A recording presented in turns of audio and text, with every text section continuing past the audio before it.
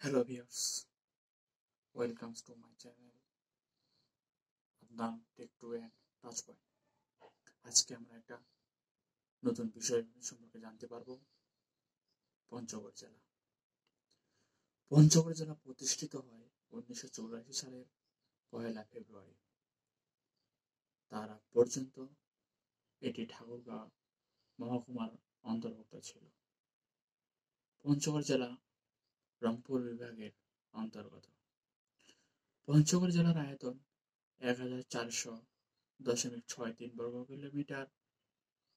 পঞ্চগড়ের 3 দিকে রয়েছে ভারত এবং দক্ষিণ দিকে রয়েছে বাংলাদেশের ঠাকুরগাঁও জেলা। পঞ্চগড় জেলা বাংলাদেশের সর্বোত্তরের জেলা। পঞ্চগড়ের বর্তমানে জনসংখ্যা 11,79,843 জন। জনসংখ্যার ঘনত্ব প্রায় 840 জন প্রতি বর্গ কিলোমিটারে। পঞ্চগড় জনসংখ্যার ভিতর সবচেয়ে বেশি রয়েছে মুসলিম, যেটা 84.06% এবং হিন্দু রয়েছে 15.68%। অন্যান্য ধর্মাবলম্বীদের ক্ষেত্রে বৌদ্ধ, খ্রিস্টান, সাঁওতাল ইত্যাদি পাওয়া যায়। 18টি পঞ্চগড় জেলাতে উপজেলা রয়েছে 5টি, থানা রয়েছে 5টি, 43টা ইউনিয়ন রয়েছে, 463টি মৌজা, 525টি গ্রাম ও 2টি পৌরসভা রয়েছে। পৌরসভা দুটি হচ্ছে বদা পৌরসভা, অন্যটি হচ্ছে দেবীগঞ্জ পৌরসভা। পঞ্চগড় জেলাতে পুরুষ ও মহিলার অনুপাত হচ্ছে 99.68:100। পঞ্চগড়ে ঐতিহ্যবাহী স্থান হিসেবে রয়েছে দিঘি, জমিদার বাড়ি, চা বাগান ইত্যাদি। পঞ্চগড়ে এতগুলো মানুষ থাকার কারণে পঞ্চগড়ে বিভিন্ন ধরনের উৎসব পালিত হয়, যেটা ধর্মীয় উৎসব হিসেবেই বেশিরভাগ পরিচিত, যেটা রয়েছে ঈদ, পূজা এবং রয়েছে পহেলা বৈশাখ। পঞ্চগড় জেলার মানুষের বেশিরভাগ প্রধান খাবার হচ্ছে ভাত, মাছ। অন্যান্য খাবারের ভিতরে রয়েছে রুটি, খেজুর গুড়, পিঠাপুলি, চা, মুড়ি ইত্যাদি। পঞ্চগড়ের মানুষজন বেশিরভাগ শাড়ি ও লুঙ্গি পরে। পঞ্চগড়ের অর্থনীতি মূলত কৃষি। কৃষির মাধ্যমে এই এলাকার মানুষ তাদের নিজের জীবন ধারণ করে। তবে বর্তমানে চা একটি এখানে শিল্প হিসেবে প্রকাশ পেয়েছে। পঞ্চগড় জেলাতে 1990 সালের পর থেকে চা চাষ শুরু হয়, যেটি একটি লাভজনক ব্যবসা হিসেবে পরিচিত। এই এলাকাতে পঞ্চগড় বিশেষ করে তেঁতুলিয়া উপজেলাতে পাথর উত্তোলনের সাথে অনেক মানুষ জড়িত। পাথর উত্তোলন, পাথর পরিবহন, ভাঙ্গা, লোড আনলোড করা ইত্যাদি কাজের সাথে বিভিন্ন ধরনের মানুষ জড়িত রয়েছে, যা তাদের পরিবারকে সচ্ছল রাখতে সুবিধা দেয়। পঞ্চগড়ে একটি দেবীগঞ্জে একটি অর্থনৈতিক অঞ্চল গড়ে তোলার সম্ভাবনা রয়েছে এবং এটি প্রতিষ্ঠিতকালে পঞ্চগড়ের মানুষের জন্য আয় রোজগারমূলক একটি ভালো পন্থা হিসেবে কাজ করবে বলে পঞ্চগড়ের মানুষ আশা করে। পঞ্চগড়ে একটি স্থলবন্দর রয়েছে, যেটা বাংলা বাংলায় স্থলবন্দর নামে পরিচিত, যেখান থেকে ভারত, নেপাল, ভুটান ইত্যাদি থেকে পণ্য আনা নেওয়া করা হয়।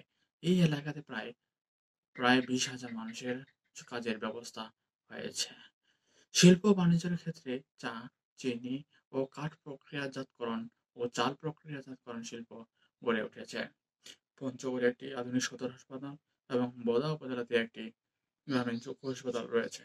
অন্যান্য উপজেলা শহরগুলোতে রয়েছে একটি করে স্বাস্থ্য কমপ্লেক্স, যেটা প্রয়োজনীয় তুলনায় খুবই কম। পঞ্চগড়ের মানুষ স্বাস্থ্য চিকিৎসার জন্য বিভিন্ন দূর দূরান্ত জেলাতে যাওয়ার প্রয়োজন হয়। উন্নত চিকিৎসার জন্য রংপুর মেডিকেল কলেজ হাসপাতাল এবং ঢাকা মেডিকেল কলেজ হাসপাতালের সাথে যেতে হয়। এইসব সমস্যা থাকার কারণে যে অনেক মানুষ রাস্তাঘাটেই প্রাণ হারায় এবং দ্রুত কোনো চিকিৎসা পাওয়া যায় না।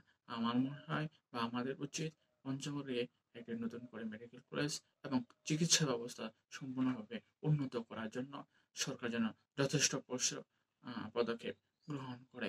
পর্যটনের ক্ষেত্রে বাংলাদেশ এর পঞ্চগড় জেলা একটি একটি উম, ভালো জায়গায় গিয়েছে, তবে এটিকে আরো উন্নত করার জন্য পদক্ষেপ নিতে হবে।